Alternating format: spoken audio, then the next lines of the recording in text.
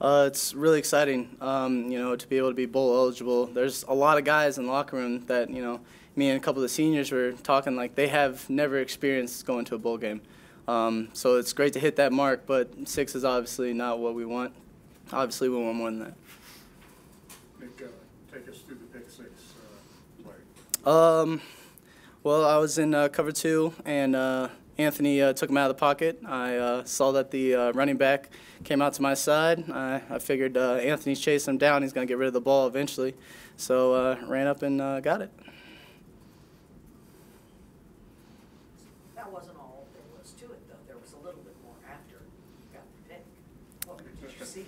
After I got it, started running, and I had basically one person to beat, and Deontay Gibson was running his heart out and got a block for me, cut back, and it was history from there. Did you guys feel you had Armstrong kind of confused today?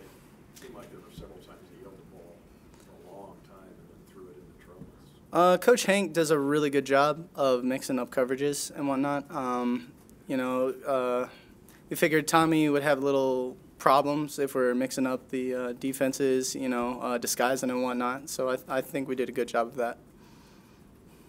Nick, how tired was the defense before the offense got the rhythm going in the second half? You guys were out there a lot. Was that weighing on your minds? We do a lot of, off-season conditioning. We're always ready to get out there and go, but you can get fatigued pretty easily. And, when your offense goes out there and goes 3 and out most of the time, only burning maybe 30, 40 seconds off the clock. We're out there a lot. It can get pretty tiring, but you just got to persevere. So Nick, game on the line, 2-point conversion. What's going through your head on that play? We got to win. We got to find a way to win, and we got to finish. And Marcus ended up making a huge play there at the end of the game. I know he was struggling a little bit, but he was resilient and made a great play. Do you guys have any kind of sense of what they might do on that conversion play? Coach Fitzgerald said that you guys had noticed they had done well on 2-point conversions this year. We practiced a lot of plays during the week, and I think the play that they actually ran was one play that we did practice over the week. So I believe we were ready for it. It was just having to make the play. How important is the timing of this bye week? It's tremendous. To be able to get off our feet and rest. We are bowl eligible now, so that's weight off of our shoulders. And a lot of guys are hurt. A lot of everyone around the country is really banged up. So having a bye week right now is fantastic. Feel any vindication for the 2013 Hail Mary loss?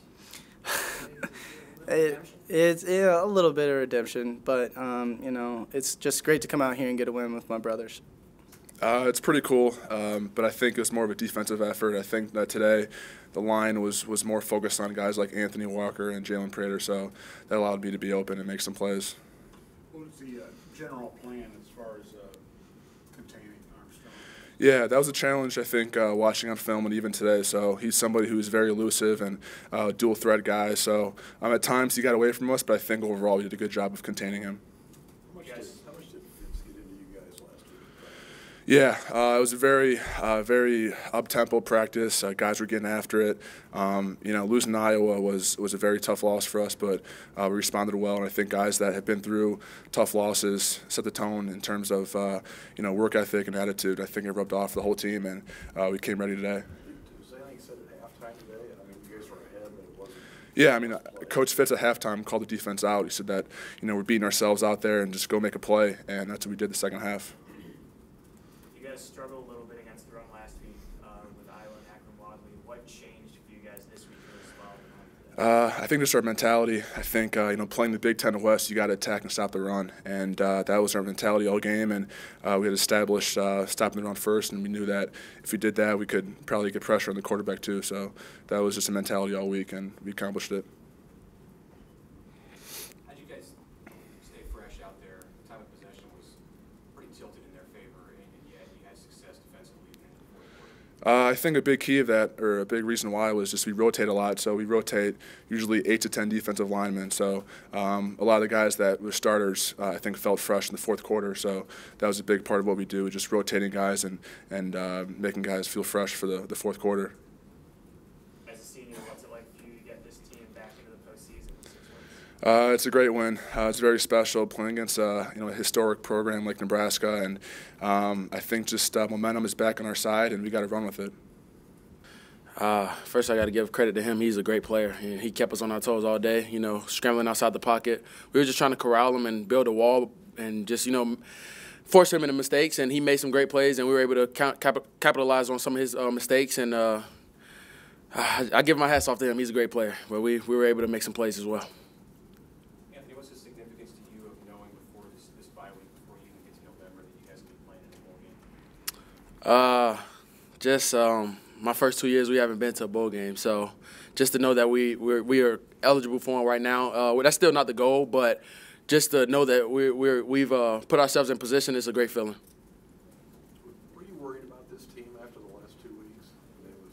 You got off to such a great start, a couple of tough losses. Were you worried about which way this team might go? Not at all. I knew we were still a very strong team, and we just had to come out and play our game. I think we got away from that the past 2 weeks, and we were able to get back on track this week in practice and, focus on us. That was the biggest thing. We were just talking about focus on us. Don't worry about what we can't control. So I think we were able to do that today.